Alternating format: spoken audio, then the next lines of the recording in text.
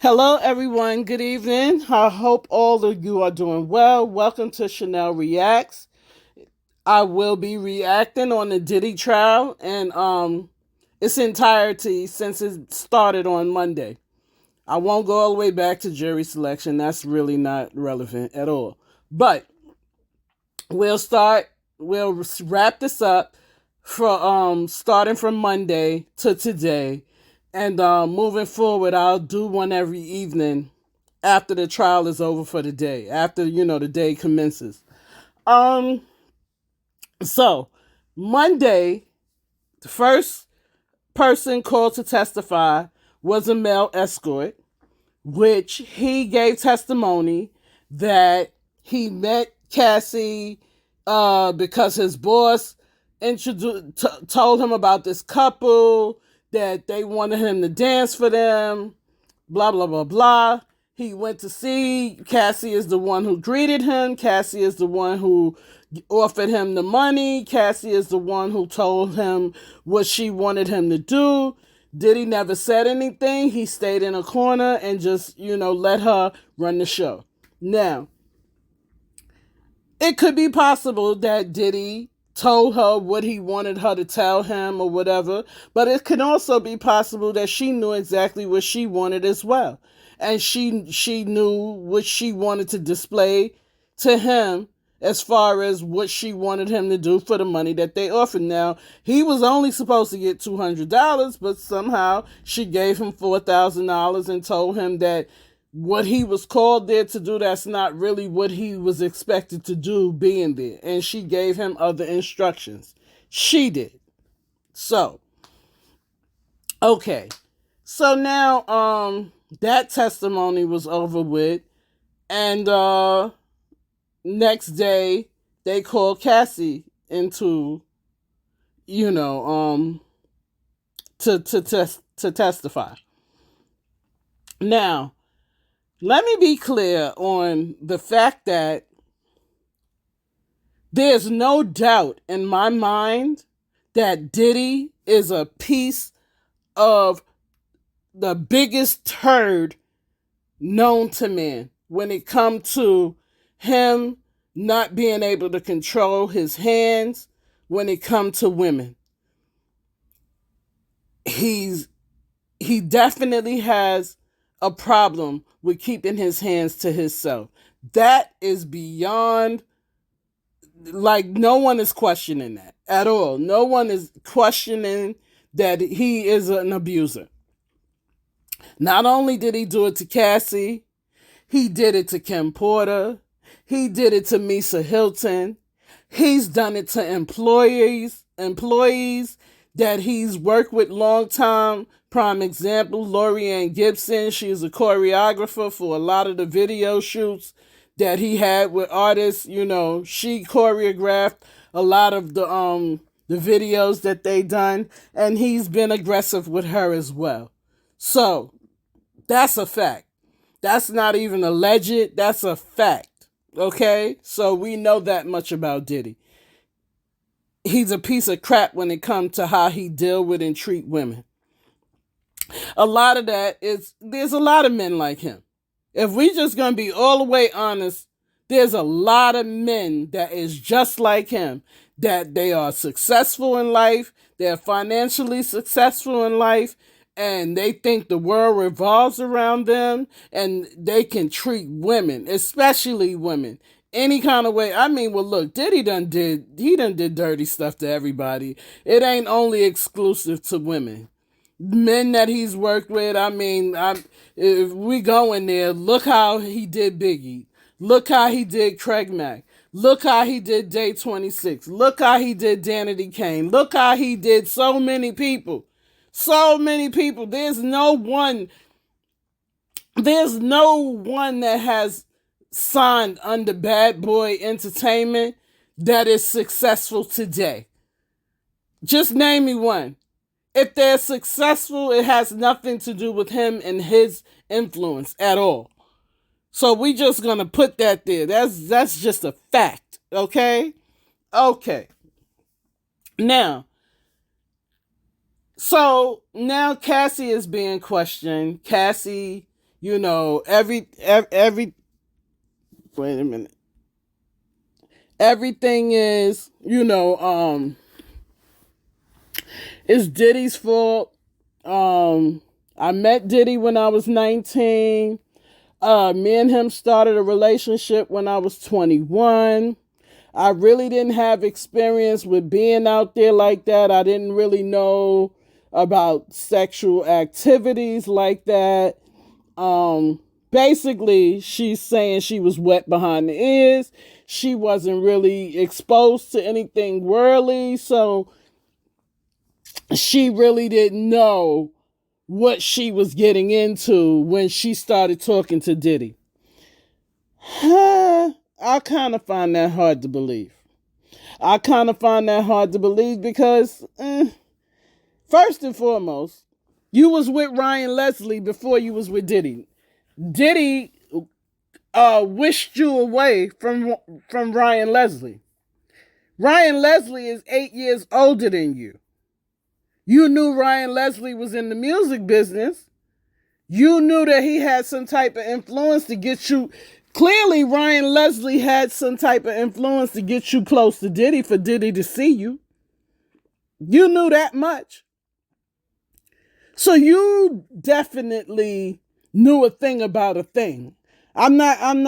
Listen, at 19, 20 years old, I'm not buying that. I'm not buying that.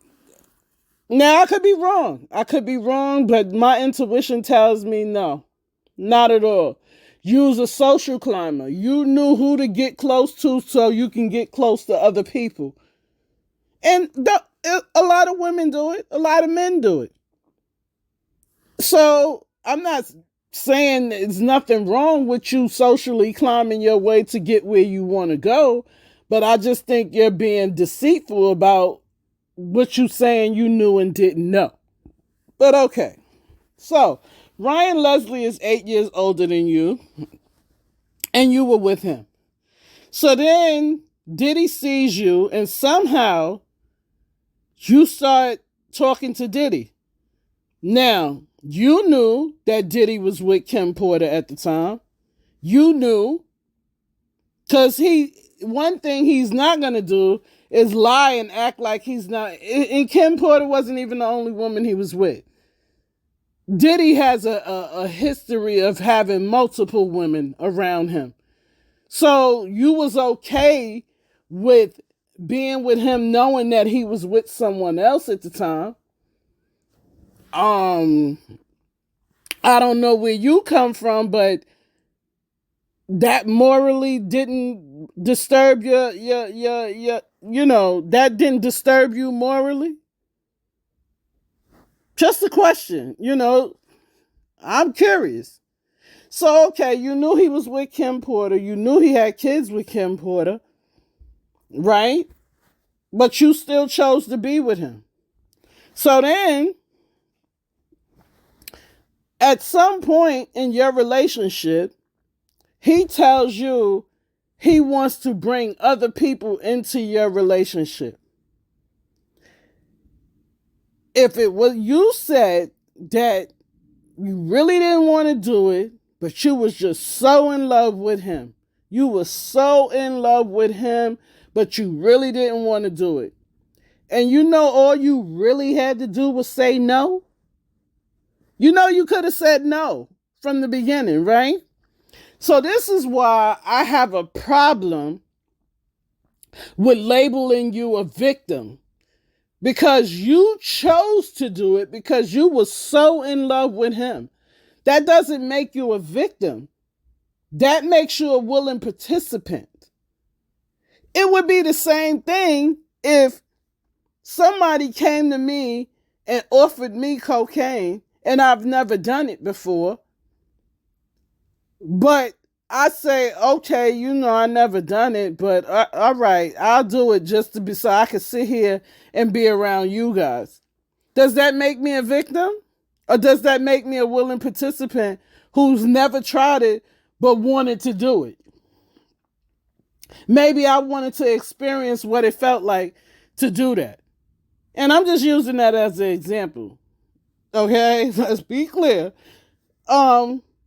Bottom line is, okay, so let's say you tried it and you didn't like it.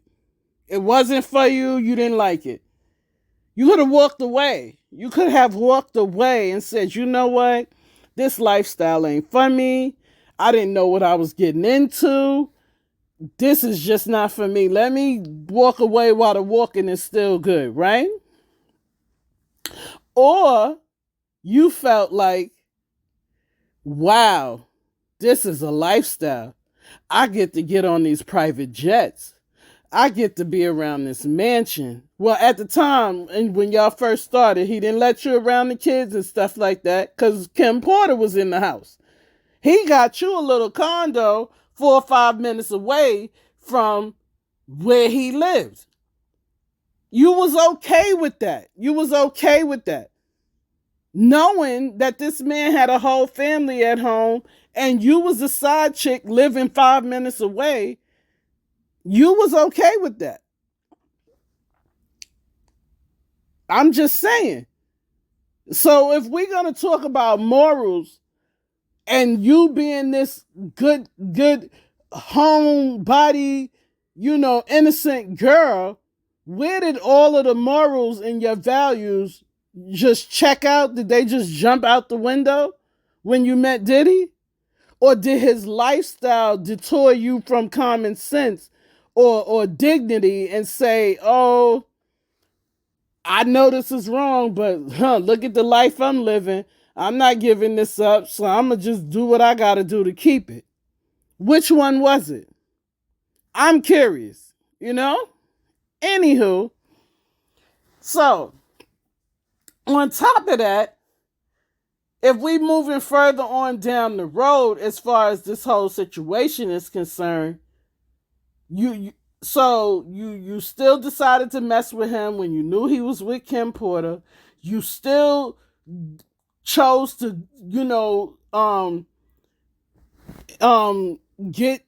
do these freak offs and all of these things with him, even though you didn't want to do it anymore. At some point, it's plenty of times that y'all done had arguments and fights where he done put you out or told you to go on about your business, and you came back.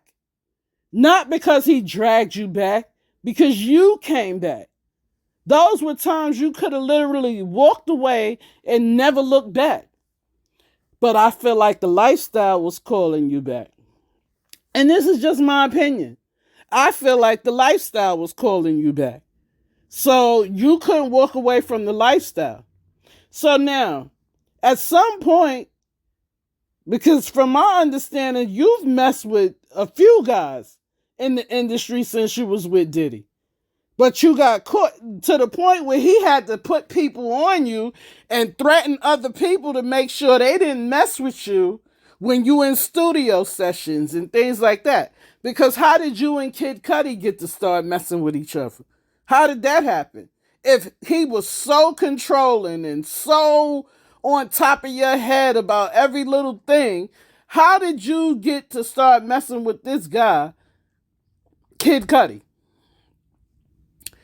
I'm just baffled by it, right? Not only that, he paid for a trainer to train you, I guess physically train you, exercise, whatever, and somehow you started messing with this guy. And then you ran away and married the guy, and now you're on your third baby with the guy. So if he was, he according to you, he blew up Kid Cudi's car, threatened you, threatened Kid Cudi, this, that, and the third. He threatened anybody. Why he never threatened the trainer? Why he never threatened your husband? Why he didn't care when you ran off and went with your husband? I'm just curious. And please don't mistake me for saying that you're not a victim or, whatever. These are just questions that I have. I'm not saying that you wasn't a victim of domestic violence. That I am not saying. You definitely was a victim of domestic violence. That's a fact. It's just the other things that I have a little problem with agreeing with as far as what you're saying. So then on top of that, you and your mom started creating this book around all the things that Diddy did to you, that you say he did to you. Your mom helped you to write this book about all the things that Diddy did to you. Okay. So then you reached out to, wait, before I even get to that part, let's get to the part where you say that you went off with your now husband, your then boyfriend, and Diddy was so upset with you that he came to your house and raped you. That's what you said, that he came to your house, he had unconsensual sex with you, and just got up and left. The prosecutor asked you, well, did you see him again after that? You said, yes. I saw him again. We hung out together and had consensual sex. Make it make sense to me. Make it make sense to me. Because if I'm so done with a person and I'm so disgusted with a person to the point where they have to force me to have sex with them, that means that I'm completely checked out as far as they're concerned.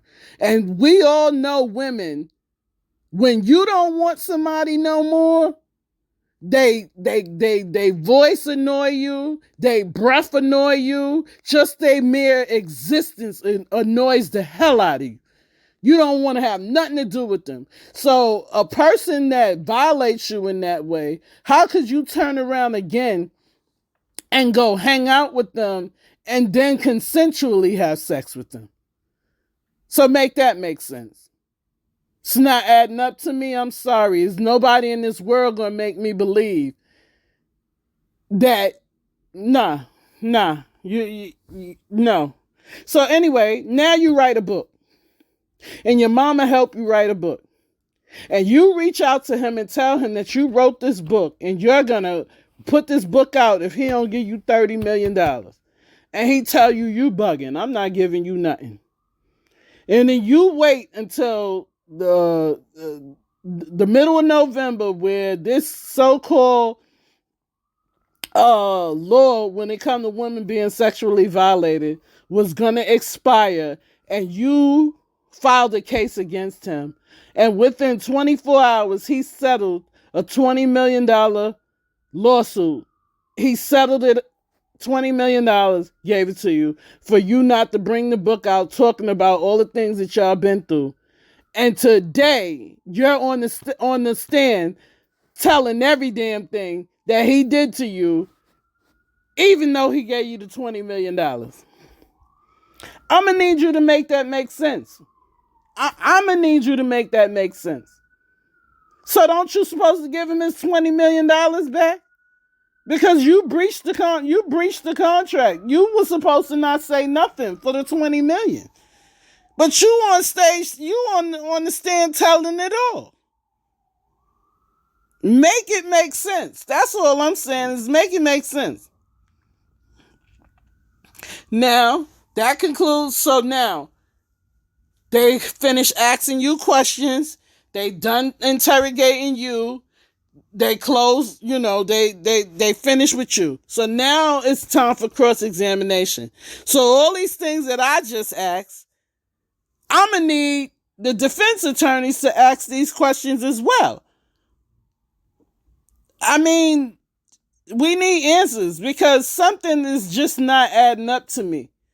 To me, it seems that you wanted this lifestyle. You was willing to stay and have this lifestyle until you wasn't willing to stay no more. Probably you felt like it wasn't worth staying around. So then you write a book to extort him with. You extorted him. You got the money off of it. You got the 20 mil. And you still exposed everything that you was asking for the money for. So, this is day 3. Tomorrow is day 4.